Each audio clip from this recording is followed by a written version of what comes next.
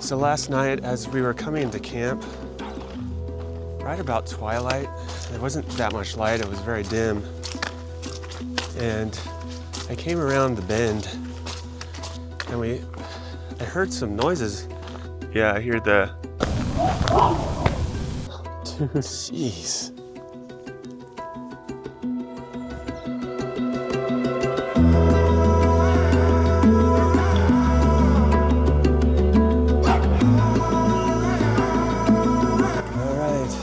Here we are at Stewart's campground. Jacob not only forgot his shoes at the beginning yesterday, we were delayed in getting his shoes. Jacob forgot his sleeping bag. I'm about to run all the way back to Del Val, 7 miles back with 3,400 feet of descent. Then, after I grab my sleeping bag from my girlfriend, amazing by the way that she's willing to do this, I'm going to hike, run-ish, all the way back up. Jacob had a rough night last night without his sleeping bag. He was up all night, staring at his watch every 10 minutes. He got up really early, had some breakfast before I got up. The plan is I'm just going to hang out here, see what I can get wildlife-wise, and do some video editing, perhaps. I should hopefully be back by 12. We'll meet up back here. We only have about a 4-mile hike to the next campsite, so. All right, Jacob. All right, it's nice knowing you. Send you off. Yes, sir. Got everything, got some water. You got a little bit of food, maybe? Some snacks, some energy? Did you get some snacks? I do. Okay. So he was just going to slack pack it, and he figured it'd take him only a few hours to complete this run. And I get to hang out at camp, do some editing, chill. Yeah, have fun.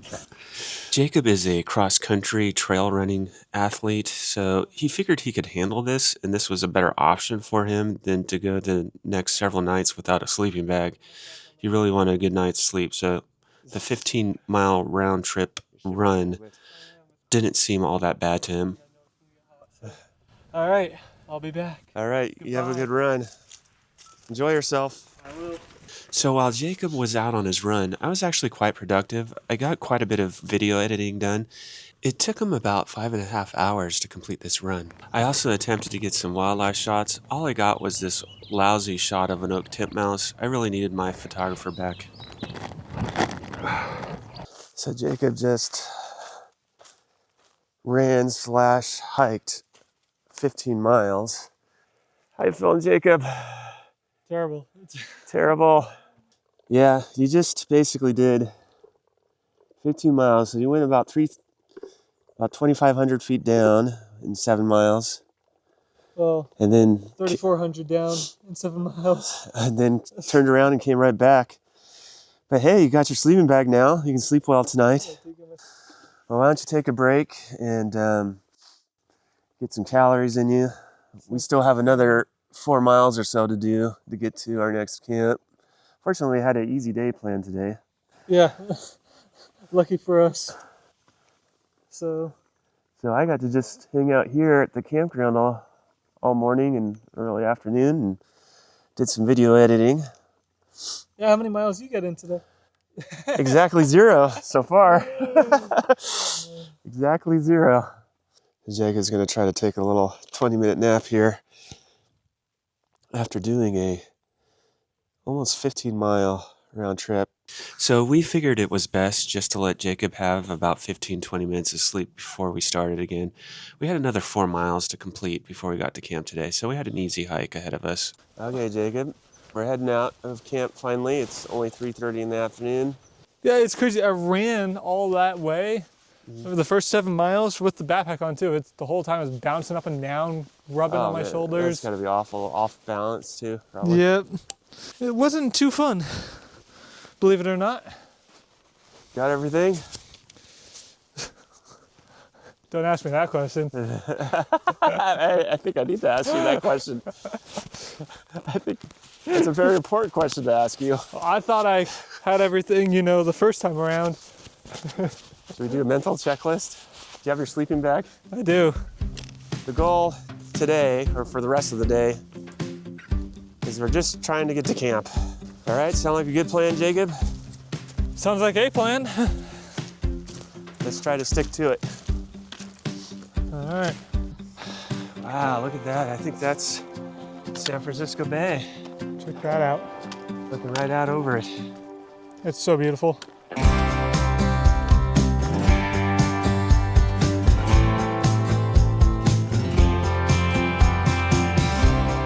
Jacob's working on some mule deer that we see here on either side of the road.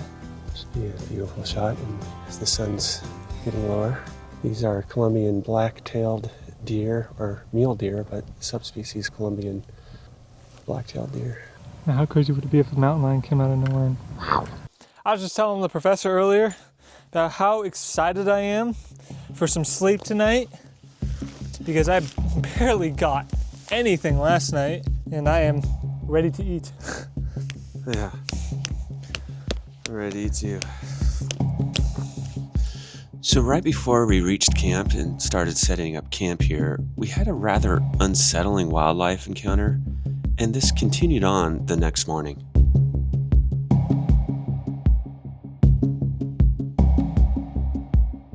Yeah, I hear the...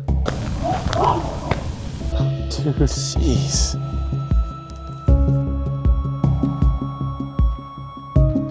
So last night, as we were coming into camp, right about twilight, there wasn't that much light, it was very dim. And I came around the bend, and I heard some noises just as I was coming around the bend. It almost sounded like a galloping horse, just. And I thought for sure, at any moment, like a mule or a horse would just come running up the trail. But I just kept hearing that noise. And it wasn't getting any closer. And the horse never materialized. And then, as I looked down the trail, I saw this silhouette. And then I heard this grunting noise.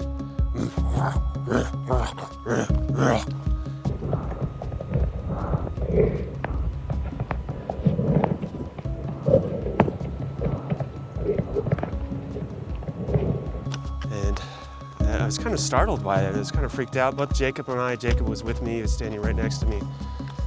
We were kind of freaked out about it. I don't even want to get close to those guys. I have a feeling it's a bad idea. I'm not sure what we should do.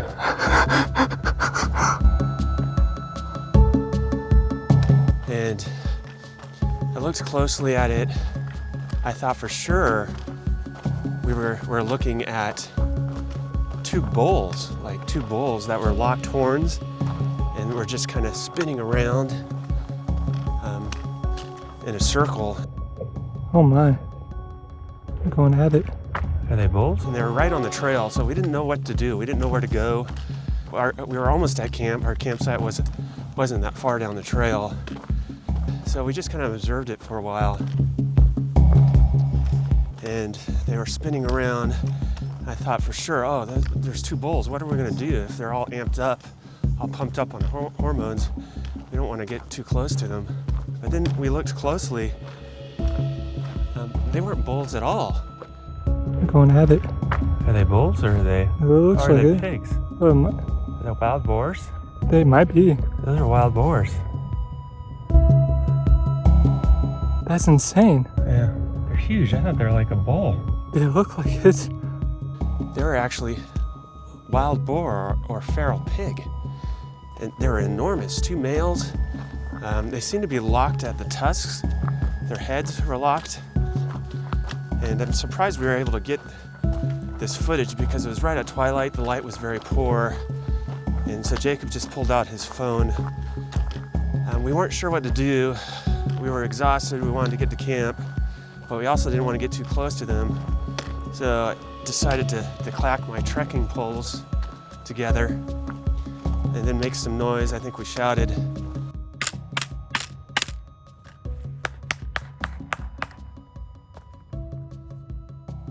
Hey! They're not even paying attention. They don't care. And they just ignored us. It's almost like we didn't even exist. They're too focused on each other. I think with all the hormones, they're just all amped up, probably fighting for breeding rights or something. they finally decided to just run down the hill. And it was actually kind of a relief because I've always heard that feral pig or wild boar, they're fairly aggressive. You don't really want to get too close to them. But that was exciting for us to see that up close. So we encountered feral pigs again the next morning at camp. Yeah, I can hear the feral pigs out there. Oh yeah, there they are. There's a large group of them. Squealy. Yeah.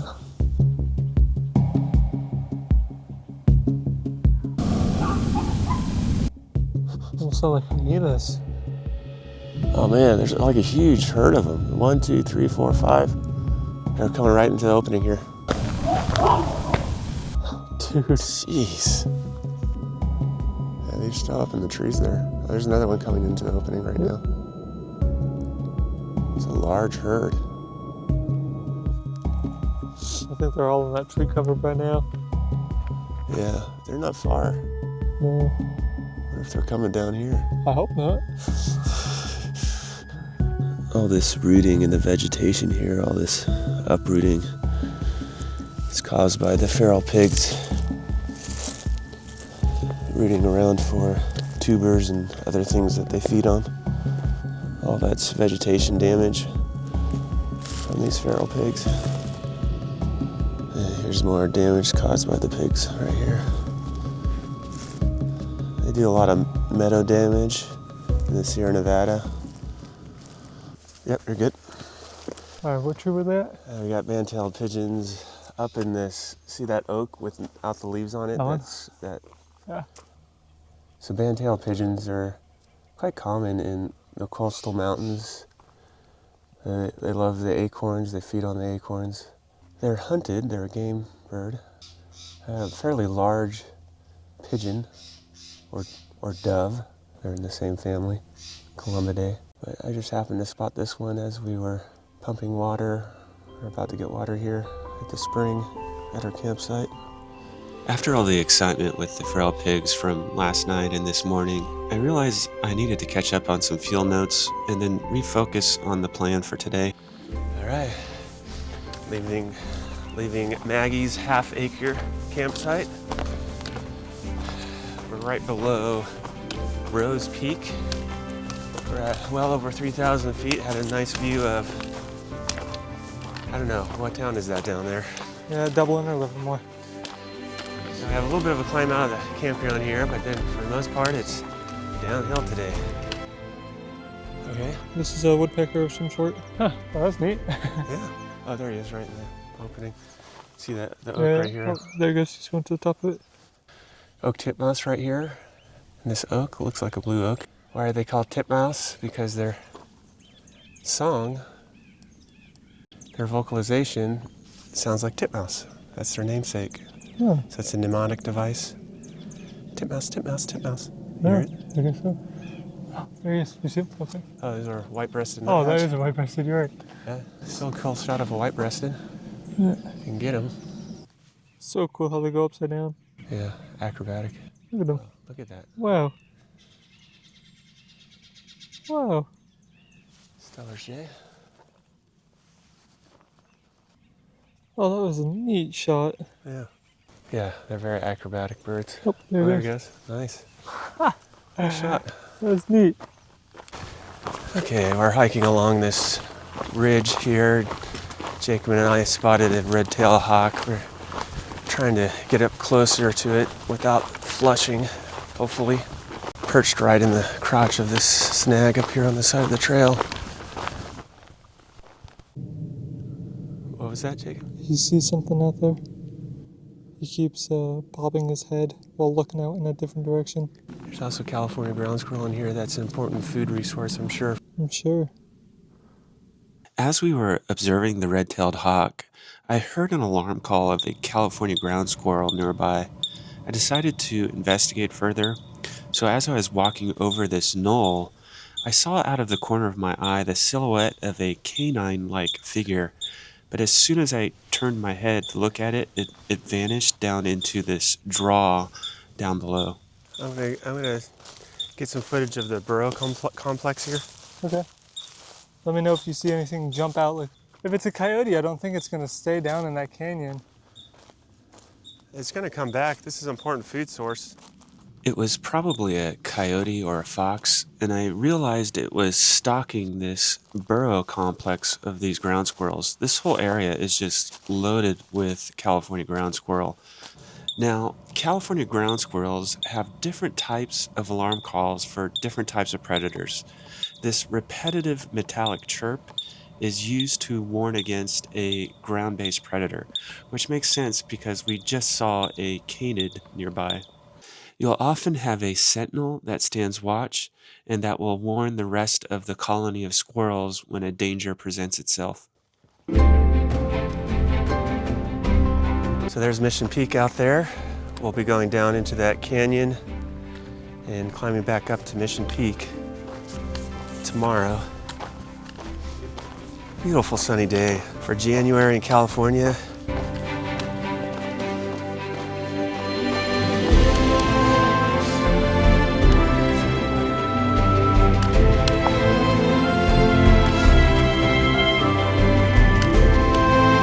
Some water down there here. Nice little creek down in this ravine here.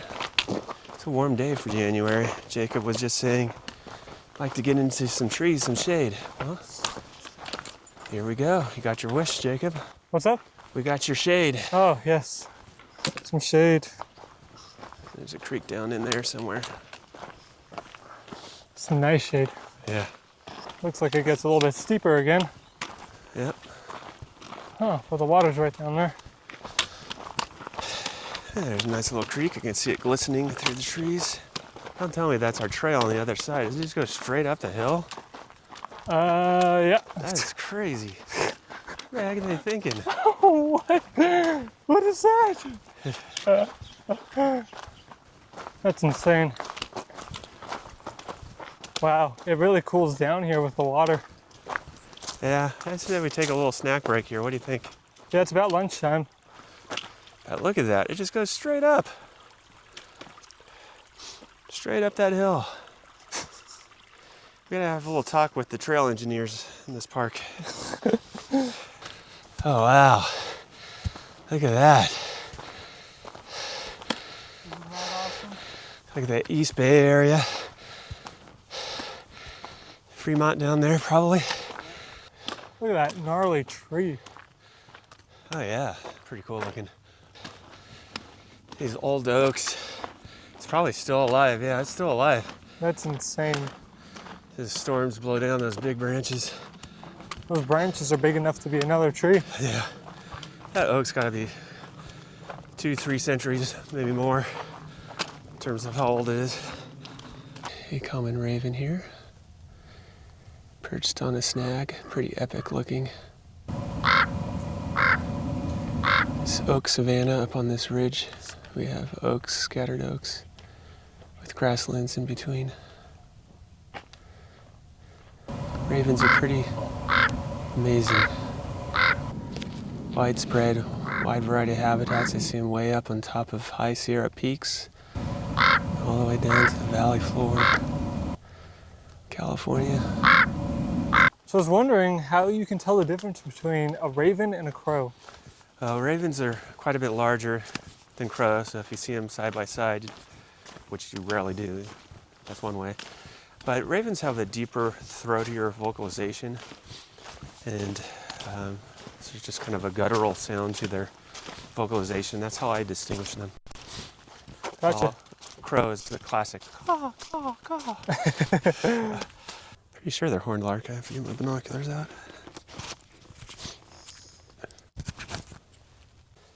Definitely horned larks here, kind of in this oak savanna grassland. Probably a group of about 8 of them, is my guess. Okay, we're gonna walk through some cows here.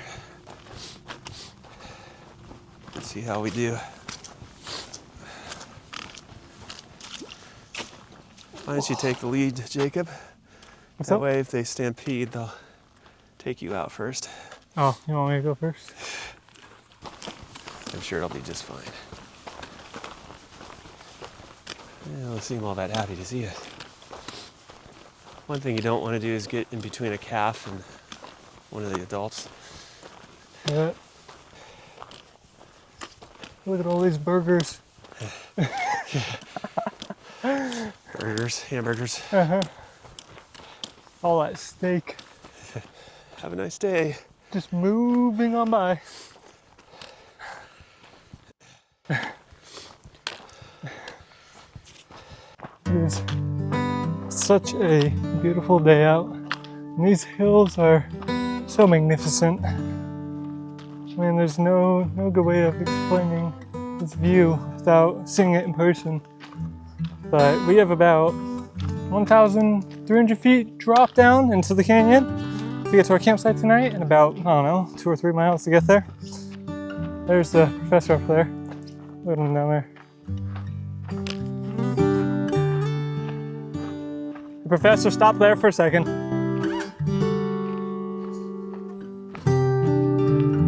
Professor!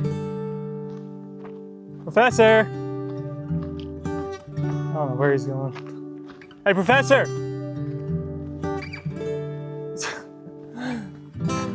Crazy guy. Must not be able to hear me.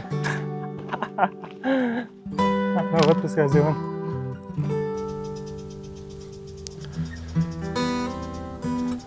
Jacob and I were taking a break in the shade here under this oak, and we heard a Beautiful oak. ruby crown kinglet doing its little typewriter I see call. him right there too. Yeah, he's in Still this flying oak. around in there. We're in this oak in the middle of this open grassland area. We heard this ruby crown kinglet come in. Oh.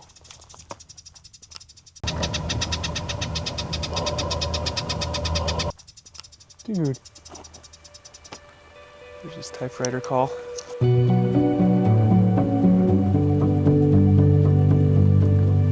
So it's not the breeding season. Ruby crown kinglets winter along the coast and the lower elevations in the foothills in California, foothills of the Sierra. But they breed much higher in the subalpine at tree line even in the breeding season in the spring and summer. So we'll get them on the Pacific Crest Trail later in the year. Beautiful ruby crown.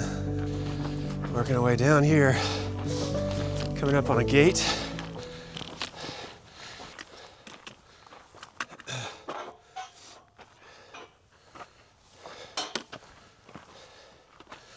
Thank you.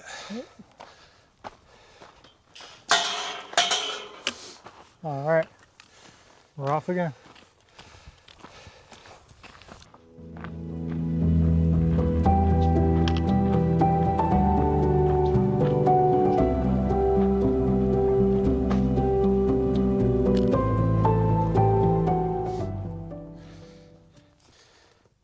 Okay, got some coyote scat right here.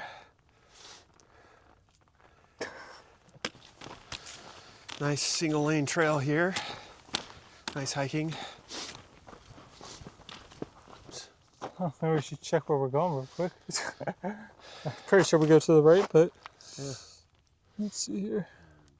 Yeah, this doesn't even show as a trail on here. You go right. We go to the right? Not that right. Straight right. I didn't know there was right there. Yeah, we saw a little quail cover here. The California quail, we have 2 quail in California, mountain quail. Well, 2 that are common. There's Gamble's quail as well. But we have the 2 main ones are California quail and mountain quail. There's the Chicago call. Chicago, Chicago. There might be males and females in here. It's a whole covey, so there's probably some juveniles in here as well. Very large covey. It's kind of like 20 to 30 of them. They just seem to keep coming. Important game bird. Seem to be bountiful supply of quail. Very abundant in certain areas. We stopped to filter water right before camp, and there's a lot of bird activity around this spring. We just got Nuttall's woodpecker in here. This individual is a female because it lacks the red crown. Here's a male Nuttall's woodpecker that we saw earlier. Nuttall's woodpecker is common in the coastal mountains in oak woodland. endemic to California. Nuttall's has this ladder back pattern. So this ladder pattern on the back that's similar to the ladder-backed woodpecker, which is further south in the desert. So we're on our little short hike up here from where we pumped water to Sky Camp. This is Sky Camp right here. There's Jacob out there. I think it's out up on that shoulder somewhere. Here we are, coming up on Sky Camp. Beautiful vantage point. Look at that. Wow. Right on this shoulder is our campsite. Pretty amazing campsite. Here's our Sky Camp, pretty amazing. Look at this. What do you think of this spot, Jacob? It doesn't have my picnic table. The other one did. It's still an amazing view, nonetheless. Right on this shoulder. There we are, cooking up some dinner.